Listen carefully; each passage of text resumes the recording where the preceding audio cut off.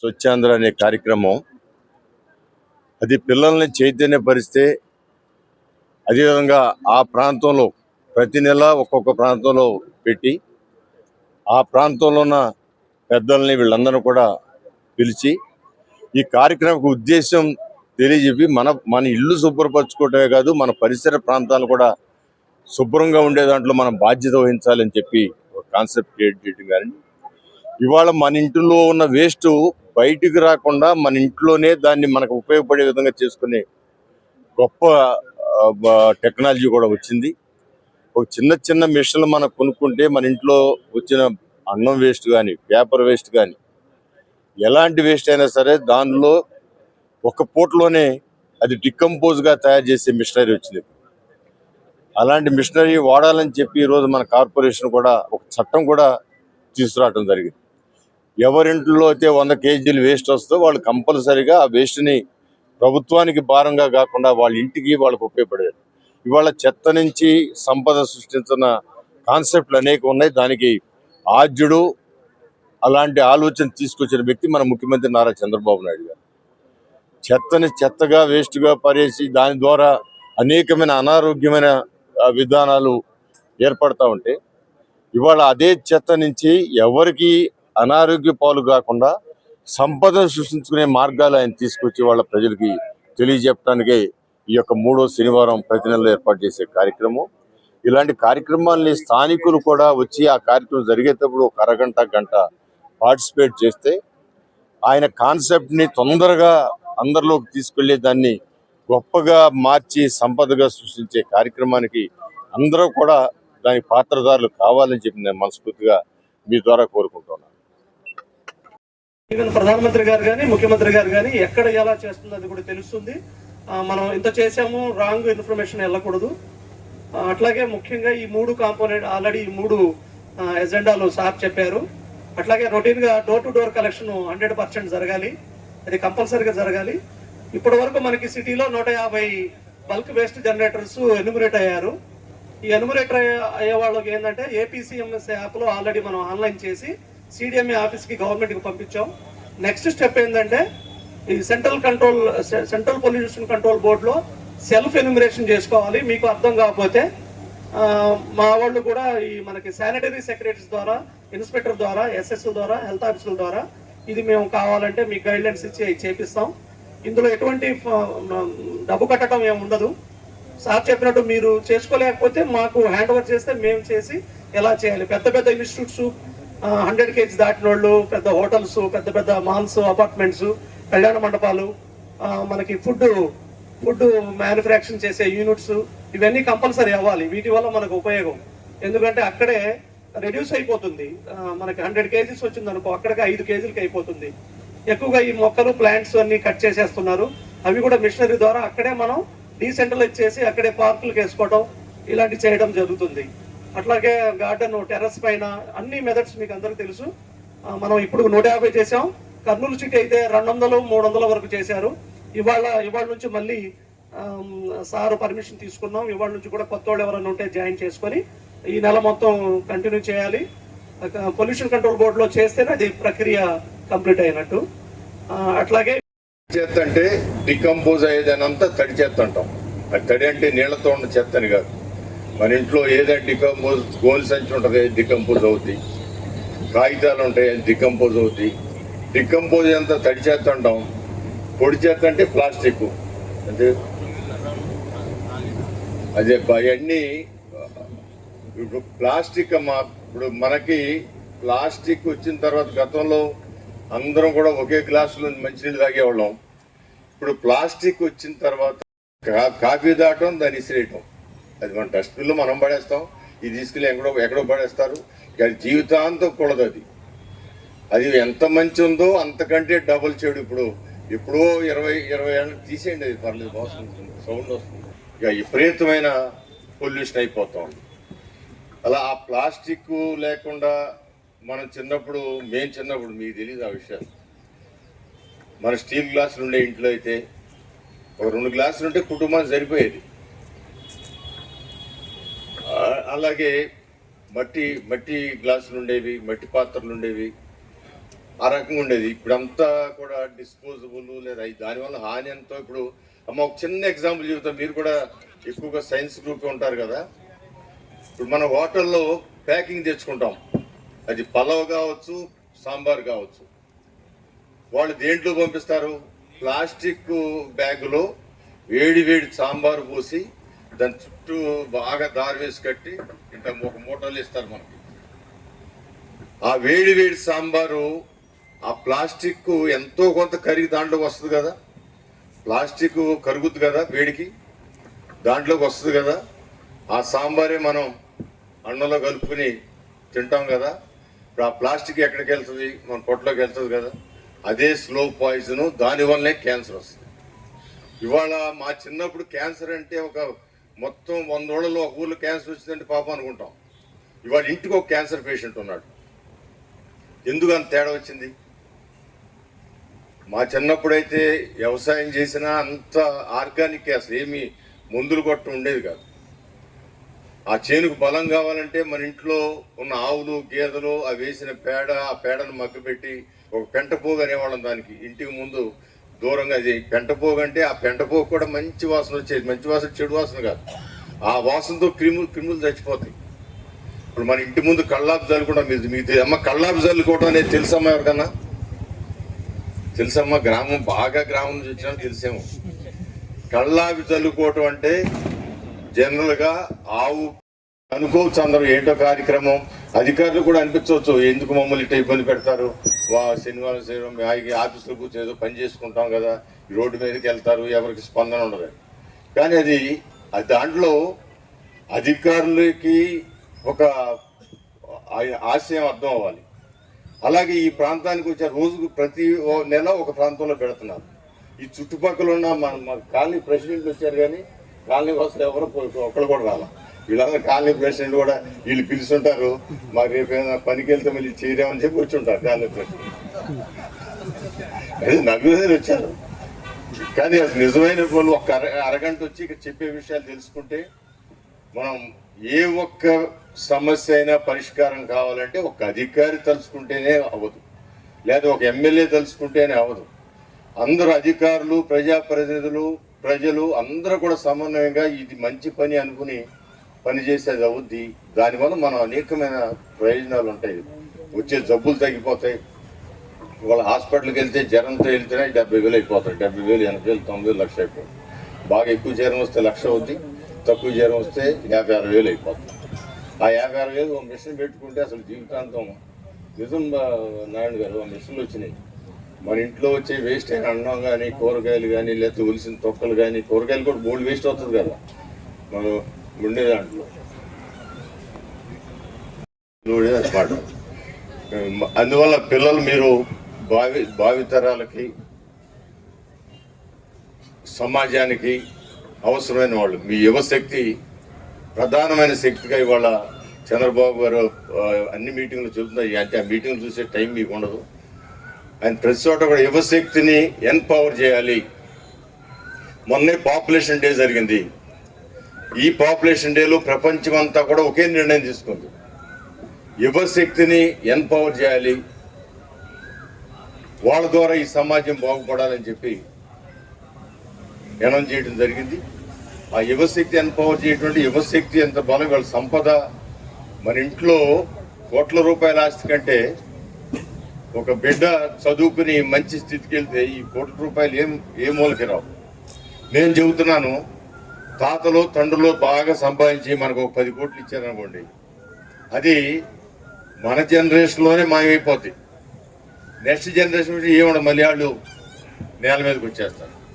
కానీ బాగా చదువుకుని ఆ చదువు ద్వారా సంపాదించిన జ్ఞానం ద్వారా మంచి స్థితికి వెళ్తే వాళ్ళ జీవితాంతం మరలా 2-3 జనరేషన్లు చక్కగా బతికే అవకాశాలు ఉంటాయి.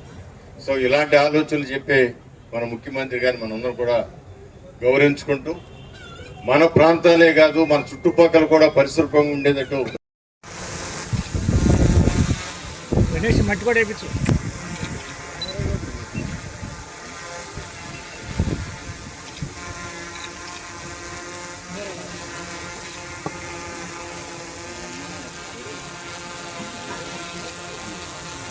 నారా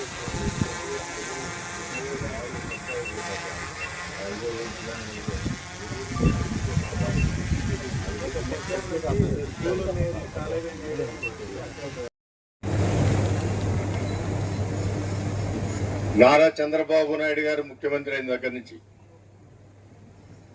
మొట్టమొదటిగా ముఖ్యమంత్రి అయింది 95లో ముఖ్యమంత్రి అయ్యారు. ఆయన ఎప్పుడు ముఖ్యమంత్రిగా ఉండగా మన పరిసర ప్రాంతాలు శుభ్రంగా ఉండాలి, మంచి వాతావరణానికి చెట్లు పెంచాలి, గవర్నమెంట్ ఏ చేస్తుంది అనుకోకుండా ప్రజలు కూడా శ్రమదానం చేసి జన్మభూమి అనే కార్యక్రమం మీద మనం చేయగలిగిన శక్తి వంచన లేకుండా సొసైటీకి ఇవ్వడానికి మనం పనిచేయాలని చెప్పి చెబుతూ ఉంటాం. ఆయన ముఖ్యమంత్రిగా పిల్లలకి బాగా తెలుసో తెలియదు, ఎందుకంటే మీ ఇంటర్మీడియట్ పిల్లలు అమ్మాయిలు ఇంటర్మీడియట్ పిల్లలు అంటే అంత ఎడ్యుకేషన్ మీద కాన్సన్ట్రేట్ చేస్తారు. మనకి చుట్టుపక్కల మురుగుంటే మాకెందుకు, మా ఇంట్లో లేదనుకుంటాం. కానీ చుట్టుపక్కల మురుగుంటే అక్కడ పెరిగిన దోమలు వచ్చి మన ఇంట్లోకి వచ్చి మన్నే కొడతాయి. ఇదంతా కూడా ఎక్కడ చూసినా దోమలు, మీ హాస్టల్లో కూడా ఉంటుంటాయి దోమలు. వాటిని నిర్మూలన చేయడానికి, ఒక మంచి వాతావరణం క్రియేట్ చేయడానికి ప్రతి నెలలో 3వ శనివారం ఇలాంటి కార్యక్రమాలు పెట్టుకుంటున్నాం. కార్యక్రమాలు పెట్టుకుని చుట్టుపక్కల ఉన్న పబ్లిక్ అంతా రావాలి, వచ్చి ఇక్కడ పెడుతున్న సమస్య ఏంటి, ఇది ఎవరి కోసం అని తెలుసుకోవాలి. కానీ ఎవరికైనా మాకు అంతా తెలుసులే అనుకుంటారు, మాకు ఆడి చెప్పేది ఏంటి మాకు అంతా తెలుసు అనుకుంటారు. వాళ్ళు తెలుసు అనుకుని ఇంట్లో మొత్తం బాగా క్లీన్ చేసుకుని ఇంటి ముందు పడేస్తారు బయట రోడ్డు మీద. ఇది మంద కాదనుకుంటారు. ఆ మురికే మరలా దాని ద్వారా వచ్చే అనర్థాలన్నీ కూడా మళ్ళీ ఆ ఇంట్లోకి వస్తాయి. ఈ రోజు నా డిపార్ట్మెంట్ వారు మంచి పని చేశారు. రేపు భావితరాలు సమాజంలో ఉన్నత మహిళలుగా తీర్చిదిద్దబడే చక్కటి పిల్లల్ని తీసుకొచ్చి ఇక్కడ కూర్చోబెట్టారు. ఎందుకంటే రోజు మా డాక్రా గ్రూప్ వాళ్ళు తీసుకురావడం, బలవంతంగా వాళ్ళు కిందకి పైకి చూడటం, మా ఇంకా కోపంగా చూడటం ఇది జరుగుతూ ఉంది. ఎందుకంటే నేను ప్రతి కార్యక్రమానికి వస్తున్నాను కాబట్టి పిల్లలు విషయాన్ని అర్థం చేసుకోగలుగుతాయి. ఇవాళ మా జోనల్ కమిషనర్ గారు చాలా చెప్పేవారు, ఇవాళ మన ఇంట్లో వచ్చిన వేస్ట్, అది భోజన వేస్ట్, మీ హాస్టల్లో మీరు చూస్తూ ఉంటారు ఎంతంత భోజనం వేస్ట్ వస్తుందో. దాన్ని సరిగ్గా మనం డిస్పోజ్ చేయకపోతే ఎంత మురికిమయం, చక్కటి వాసన వస్తుంది. ఏం వాసన? చెడు వాసన. నేను గన్నవరం నుంచి వస్తా ఉంటే కేకే వాళ్ళ సంస్థ ఉంటుందండి, నేను 20-30 ఏళ్ళ మీద చూస్తున్నా. ఏసీ కార్లు గట్టిగా అద్దాలు బిగించినా, ఒకళ్ళకి నిద్రపోతున్నా అక్కడ వచ్చి మేలుకు వస్తుంది. ఎందుకు వస్తుంది? ఆ వాసన గమాయించి కారు లోపలికి వచ్చేస్తుంది. అక్కడ ఉన్న వేస్ట్ డిస్పోజల్లో వాళ్ళు పక్కన ఎక్కడో కొంటతో దాంట్లో వదులుతున్నారు. సరే, వాళ్ళ హాస్టల్కి మరి వాళ్ళు అలవాటు పడిపోయి ఉంటుందేమో కానీ వాసన రోడ్డు అంతా మాత్రం వస్తూ ఉంటుంది. చాలా చోట్ల కంప్లైంట్లు కూడా మాకు వస్తాయి. ఏమంటే నారాయణ సంస్థ ఉంది, చైతన్య సంస్థ ఉంది, లేదా కేకేఆర్ సంస్థ ఉంది, వాళ్ళు అక్కడి నుంచి మాకు బాగా వాసన వస్తున్నాయి. మేము అన్నట్టు ఊరుకుంటాం. ఎందుకంటే ఆ సంస్థలో, ఎందుకంటే ఈ సంస్థలు రెసిడెన్షియల్ సంస్థలు వచ్చిన తర్వాత సమాజంలో విద్యావంతులు ఎక్కువ మంది అయ్యారు, చక్కగా చదువుకున్నారు. మంచి మా భారతదేశంలోనే మంచి ర్యాంకులు తెచ్చుకుని ఉన్నత చదువులకు వెళ్తా ఉన్నారు. ఎందుకంటే మేము చదువుకునే రోజుల్లో ఈ రెసిడెన్షియల్ సంస్థలు లేవు. అసలు ఇంటర్మీడియట్లోనే 70% డ్రాప్ అవుట్ అయిపోయారు చదివి పాస్ అవ్వకుండా. ఇవాళ రెసిడెన్షియల్ వ్యవస్థలో మీరు అటు ఇటు తలదిప్పకుండా, ఇంకో దానికి మైండ్ వెళ్ళకుండా, కట్టుదిట్టమైన పరిస్థితుల్లో ఇంటర్మీడియట్ అనేది ఒక క్రూషియల్ జంక్షన్ మనకి లైఫ్లో. అక్కడ కనుక మీరు మంచి మార్కులతో ఒక ప్రొఫెషనల్ కోర్స్కి వెళ్ళారనుకోండి, ఇక లైఫ్ దాంతో పాటు లైఫ్ అంతా కూడా మనకి మంచి జరుగుద్ది. అందుకే ఈ రెసిడెన్షియల్ వ్యవస్థని నేను బాగా గౌరవిస్తాను, బాగా కావాలనుకుంటాను.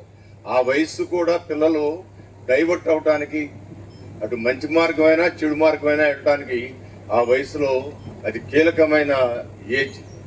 అందువల్ల ఈ రెసిడెన్షియల్ వ్యవస్థలో ఉండాలని అనుకునేవాడిని కాబట్టి ఎవరైనా నాకు కంప్లైంట్ చేసినా పర్లేదు చూద్దాం అనేది పోద్దులే చెబుదాం వాళ్ళకి అని అంటాం. కానీ మేము ఆ సంస్థ దగ్గరికి వెళ్ళి ఏంటమ్మా ఇట్లా వాసన వస్తుంది మీరు సరి చేసుకోండి లేకపోతే అది జనం. సో పిల్లలు ఇవాళ మన ఇంట్లో ప్రొడ్యూస్ అయిన తడి చెత్త అది 3 రకాలు చెత్తలు ఊరని చెప్పి పేదవారి కుటుంబాలని ఉన్నవాళ్ళు వాళ్ళు కూడా చెయ్యి అందించండి, వాళ్ళు కూడా కొంచెం పైకి తీసుకురండి, పేదల నుంచి బయటికి తీసుకురండి చెప్తే కొన్ని వేల మంది బయటకు వచ్చి కొన్ని లక్షల మంది పిల్లలకి చదువులు చెప్పిస్తూ ఉన్నారు. కొన్ని మీ నారాయణ సంస్థలు కూడా 300 మందికి చెబుతూ ఉన్నారు. మీరు మాకు చెప్పట్లేదండి, మా దగ్గర ఎక్కువ డబ్బులు తీసుకున్నారని మీరు అనుకోవచ్చు మనసులో. వాళ్ళు చేసే సర్వీస్ కూడా ఉంది నారాయణ సంస్థ వాళ్ళు కూడా. ఆ విధంగా అది ఒక పిలుపుకి అంత. ఇవాళ మీ పరిసర ప్రాంతాలని పరిశుభ్రంగా ఉంచుకోండి. మీ ఇల్లు పరిశుభ్రంగా ఉంది నా డ్యూటీ అయిపోయింది అనుకుంటే అవ్వదు. మీరు వేసిన వేస్ట్ మీ ఇంటి ముందుకో లేదా పక్కకో లేదా లారీల మీద వెళ్ళి ఇంకోసారి డంపింగ్ యార్డ్గా తయారవుతుంది. అక్కడున్న చుట్టుపక్కల ఉన్న ప్రజలకి అసౌకర్యం కలుగుతుంది. అందువల్ల మన ఇంటితో ఖర్చు కడతాం, ఖచ్చితంగా ఇళ్ళు ₹1 కోటి 2 కోట్లు 3 కోట్లు స్తోమత కొద్దీ కడతాం. దాంట్లో ఒక ₹25,000 ₹40,000 చిన్న మిషన్ పెట్టుకుంటే ఇదంతా ఇంట్లో ఉన్న మురికంతా కూడా పోతుంది. ఇది ఎవరికి హాని కలిగిస్తుంది, అది మళ్ళీ మరల ఇంట్లో ఉన్న మొక్కలకే ఉపయోగపడుతుంది. అది చెప్పడానికే ఎందుకంటే చంద్రబాబు గారు యొక్క ఆశయాలు కానివ్వండి, ఆయన ఉద్దేశాలు కానివ్వండి, ఆయన చేసే పని కానివ్వండి, ప్రతి ఒక్క దాంట్లో కూడా ఎంతో మందికి ఉపయోగపడే ఆలోచనలు ఉంటాయి ఆయన దగ్గర. మీకు హైదరాబాద్ నగరం చూస్తుంటారు కదా చాలా మంది. హైటెక్ సిటీ తెలుసా మీకు? హైటెక్ సిటీ తెలిసిన వాళ్ళు ఎంత ఉందో, హైటెక్ సిటీ అంటే తెలిసిన వాళ్ళు ఎంత చేయలేదు తన తల్లి బాగానే. హైటెక్ సిటీ ఆయన ఒక్క బిల్డింగ్ తీసుకెళ్లి కొండల మధ్యలో గుట్టలో అసలు అక్కడ దారి కూడా లేని ప్రదేశంలో ఆ బిల్డింగ్ కట్టారన్న. ఇవాళ ఆ చుట్టుపక్కలే కాదు దగ్గర 40 కిలోమీటర్ రేడియస్ లో అది ఒక పెద్ద మహానగరంగా తయారైంది ఒక బిల్డింగ్ తో. ఆయన బిల్డింగ్ కట్టేటప్పుడు అప్పుడు కూడా ఎమ్మెల్యే ఉన్నాను. నా అదృష్టం అప్పుడు ఆయన ముఖ్యమంత్రి అయిన దగ్గర నుంచి ఇప్పటి వరకు కూడా ఆయనతో పాటు నేను ఎమ్మెల్యేగా ఉన్నాను. అప్పుడు నేను కూడా ఆయనంతా చదువుకున్నాను. నేను కూడా ఆయన చేసే ఆలోచనలకి నాకే ఇవన్నీ అక్కడ హైటెక్ సిటీ కడితే మనకేంటి లాభం, మా ఊర్లో ఏమైనా నేను పనిచేసే నియోజకవర్గంలో కడితే నాకు లాభంగా అనుకునేవాడు. కానీ హైటెక్ సిటీ కట్టిన తర్వాత కొన్ని లక్షల మంది పిల్లలు మీలాగా చదువుకున్న పిల్లలు రేపు చదువులు పూర్తయి ఉద్యోగాలు కొన్ని లక్షల మంది పిల్లలు వాళ్ళ నగరం అంతా తిరుగుతూ ఉన్నారు. ఏంజల్స్ లాగా తిరుగుతూ ఉన్నారంటే అది నారా చంద్రబాబు నాయుడు గారి యొక్క సంకల్పం, విజన్ అనేది కూడా మీ అందరికి చెప్తూ ఉన్నాను. హాస్పిటల్ ఎక్కువ మంది ఉంటున్నారు. దానికోసం ఎంత ఎందుకు చెప్తున్నానంటే మన ఇంట్లో ఉన్న వేస్ట్ని మనమే దాని పనికొచ్చే ఐటెంగా తయారు చేసుకునే సాధనాలు ఇవాళ వస్తున్నాయి. చిన్న మిషన్ పెట్టుకుంటే మన ఇంట్లో వచ్చిన వేస్ట్ అంతా ఆ మిషన్లో పడేస్తే 5-6 గంటల్లో పొడి చేసేస్తుంది. ఆ పొడిని మనం మొక్కలకు వేసుకుంటే విపరీతమైన బలం 5-6 గంటలో 10 గంటలో ఒక రోజులో వచ్చేస్తుంది పొడి. అవి కొనుక్కోగల ఎఫర్ట్ చేయగలిగిన శక్తి చాలా ఏళ్ళకు ఉంది. కానీ అటు చెయ్యాలనే ఆలోచన తీసుకురావటం ప్రభుత్వం యొక్క బాధ్యత. ప్రభుత్వం దానికోసమే ఈ కార్యక్రమాలు ఏర్పాటు చేశారు. చంద్రబాబు నాయుడు గారు 95 సంవత్సరంలో ముఖ్యమంత్రి అయినప్పుడు మీ జన్మభూమికి మీరు ఒక్కసారి మీరు పుట్టిన ప్లేస్ని మీరు చూడండి. మీరు సంపాదించిన దాంట్లో మీరు పుట్టిన స్థలానికి సర్వీస్ చేయండి అని చెప్పి ఒక అనౌన్స్ చేస్తే చాలామంది వాళ్ళ ఊళ్ళు వెళ్ళి అక్కడ చూసి ఆ ఊరికి ఏం కావాలి, మంచినీళ్ళ ట్యాంక్ లేదా, మేమందరం కలిపి మంచినీళ్ళ ట్యాంక్ కడతాం. ఇవాళ విజయవాడలో ఉన్న గవర్నమెంట్ స్కూల్స్ అన్ని ఆ రోజుల్లో ఆ స్కూల్లో చదివి దేశ విదేశాల్లోకి వెళ్ళి సంపాదించిన వ్యక్తులు వచ్చి ఆ స్కూల్ బిల్డింగ్లు కట్టారు. ఎస్పెషల్లీ విజయవాడలో పటమట హై స్కూల్ అదే ఒకటే ఒక హై స్కూల్ విజయవాడకి. హై స్కూల్ దాంట్లో చదివి అనేక మంది ఉత్తీర్ణులై దేశ విదేశాల్లో చక్కగా ఆర్థికంగా బలోపేతమై వాళ్ళు వచ్చి కొన్ని కోట్లు పెట్టి బిల్డింగ్. అంటే అప్పుడు దాకా ఎందుకు ఆలోచన రాలా? ఒక నాయకుడి పిలుపుకి ఎంత బలం ఉంటుందో అని నేను అది మీకు చెప్పడానికి ఆ విషయం చెబుతా ఉన్నా. మనం మీ గ్రామాలకు రండి, ఆ గ్రామాలను బాగు చేయండి అంటే అక్కినేని నాగేశ్వరరావు సినిమా యాక్టర్ గారు తెలుసమ్మా మీకు పిల్లలకి వీళ్ళకందరికీ తెలుసు. అక్కినేని నాగేశ్వరరావు సినిమా యాక్టర్ గారు తెలుసా? ఎందుకంటే మీరు పుట్టక ముందే ఆయన చచ్చిపోయి ఉంటారేమో. అక్కినేని నాగేశ్వరరావు గారు గుడివాడ దగ్గర గోపవరం అనే ఒక విలేజ్లో రామవరం ఏదో ఉంది, రామాపురం అనే విలేజ్లో పుట్టాడు ఆయన. చిన్నప్పుడు ఆయన ఏం చదువుకోవాలా, వ్యవసాయ కుటుంబం కూడా కాదు, గేదెలు కాసుకున్నాడు ఆయన. చిన్న కుటుంబం, వాళ్ళు 10 మంది 12 మంది పిల్లలు, చిన్న కుటుంబం, గేదెలు. ఆయన నాటకాలు వేసుకునేవాడు చిన్నప్పుడు. అట్లాగే ఆయన అదృష్టం మంచి ఆంధ్ర రాష్ట్రానికి, తెలుగు జాతికి నెంబర్ 1, 2లో హీరో అయ్యారు ఆయన. చంద్రబాబు గారు ఎప్పుడైతే ఈ మాట అన్నప్పుడు, అవును నిజంగా గ్రామంలోనే అట్ట పుట్టాను, అక్కడి నుంచి ఇంత వాడిని అయ్యాను, ఎప్పుడు మా ఊరు వెళ్ళి అక్కడ అవసరాలు చూడలేదని చెప్పి ఆయన వాళ్ళ ఊరు వెళ్తే వాళ్ళకి మంచినీళ్ళ ట్యాంక్ లేక ఎక్కడికో వెళ్ళి కడవలతో తోడుకుని నీళ్ళు తెచ్చు తాగుతున్నారు.